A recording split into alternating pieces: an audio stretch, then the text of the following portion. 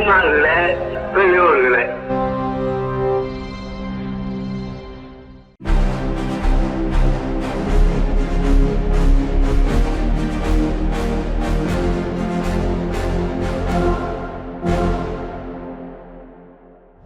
அனைவருக்கும் வணக்கம். இன்றைய விடுதலை பார்வைக்கு அன்போடு வரவேற்கிறோம்.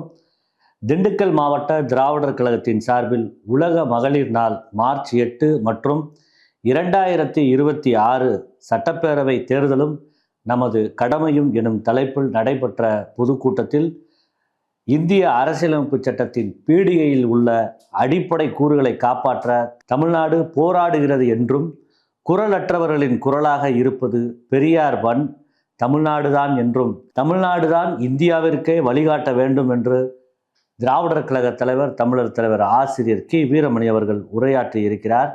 இக்கூட்டத்தில் திண்டுக்கல் மாவட்ட கிழக்கு மாவட்ட திமுக செயலாளரும் சட்டமன்ற உறுப்பினருமான ஐபி செந்தில்குமார் அவர்கள் முன்னிலையேற்றி உரையாற்றியுள்ளார். இந்த கூட்டத்தில் தஞ்சை மகளிரணி மகளிர் பாசறை மாநில மாநாட்டில் வெளியிடப்பட்ட பெண்கள் முன்னேற்றத்திற்கு தந்தை பெரியார் செய்தது என்ன, பெண் ஏன் அடிமையானால் 50ஆம் பதிப்பு, அறிஞர் அண்ணாவின் கடைசி கடிதம் ஆகிய 3 புத்தகங்களை மாநில மகளிரணி செயலாளர் தகடூர் தமிழ்ச்செல்வி அறிமுகம் செய்து உரையாற்றி இருக்கிறார். வட இந்தியாவில் பிரபலமாக கொண்டாடப்படும் ஹோலி பண்டிகையில் அரங்கேற்றிய அவலங்கள் இன்றைய விடுதலையில் வெளிவந்திருக்கிறது.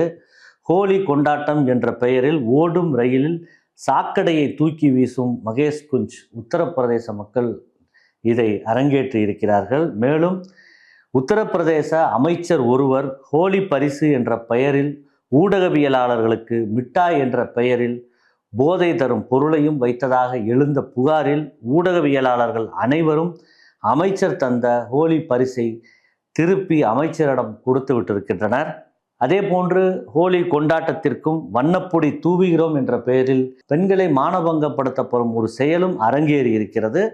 உத்தரப்பிரதேசம் புலந்தசகர் பகுதியில் ஹோலி கொண்டாட்டத்தின் போது இளம்பெண் ஒருவரை கூட்டாக பாலியல் வன்கொடுமை செய்து விட்டார்கள். இது தொடர்பாக புகார் அளித்த போது காவல் நிலையத்திற்குள் புகுந்து ஹோலி அன்று நடந்து விட்டது, இதனை கண்டுகொள்ளக்கூடாது என்று அவர்கள் கூச்சலிட்டிருக்கின்றனர். இந்துக்களின் பவித்திர நகரம் என்று கூறிக்கொள்ளும் வாரணாசியில்தான் கஞ்சா போதையில் ஆணும் பெண்ணும் ஹோலி கொண்டாட்டத்தை கொண்டாடி இருக்கின்றனர்.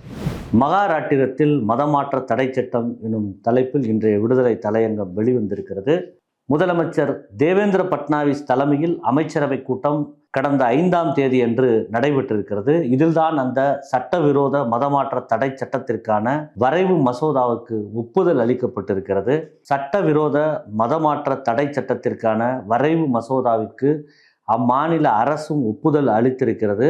வேறு மதத்திற்கு மாறும் நபர்கள் 60 நாட்களுக்கு முன்பாக உரிய அதிகாரியிடம் கட்டாயம் ஒப்புதல் பெற வேண்டும் என்று அதில் சுட்டிக்காட்டப்பட்டிருக்கிறது. அது தொடர்பாக தான் இன்றைக்கு விடுதலை தலையங்கம் மிக தெளிவாக அந்த வரைவுகளில் வந்ததை எடுத்து தலையங்கமாக எழுதியிருக்கிறது. வாசகர்கள் அதனை தெளிவாக படிக்குமாறு கேட்டுக்கொள்கிறோம். RSS என்ற மதவெறி அமைப்பு தத்துவத்தில் பெண்களுக்கு முக்கியத்துவம் கொடுக்கக்கூடாது என்பதுதான் அதனுடைய முதல் கொள்கை. திராவிட இயக்கத்தில் முக்கிய பொறுப்புகளில் பெண்கள் இருக்கிறார்கள்.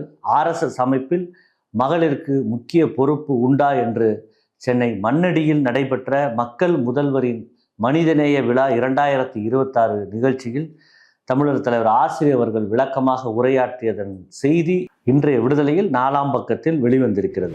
திமுக அரசின் 5 ஆண்டு கால சாதனைகள் தமிழ்நாட்டை பாருங்கள் என்று பிற மாநிலங்களுக்கு வழிகாட்டி இருக்கிறது எனவும் முதலமைச்சர் மு.க. ஸ்டாலின் அவர்கள் தெரிவித்திருக்கிறார். பீகார் அரசியலில் முக்கிய நகர்வாக முதலமைச்சர் நிதிஷ்குமாரின் மகன் நிஷாந்த் குமார் தனது தந்தையின் கட்சியான ஐக்கிய ஜனதா தளத்தில் அதிகாரப்பூர்வமாக இணைந்துள்ளார். சுகாதாரத்துறையில் ஒப்பந்த அடிப்படையில் பணியாற்றும் 41,000 பேருக்கு மே மாதம் முதல் ஊதியம் உயர்த்தி வழங்கப்படும் என்று மக்கள் நல்வாழ்வுத்துறை அமைச்சர் மா சுப்பிரமணியம் தெரிவித்திருக்கிறார்.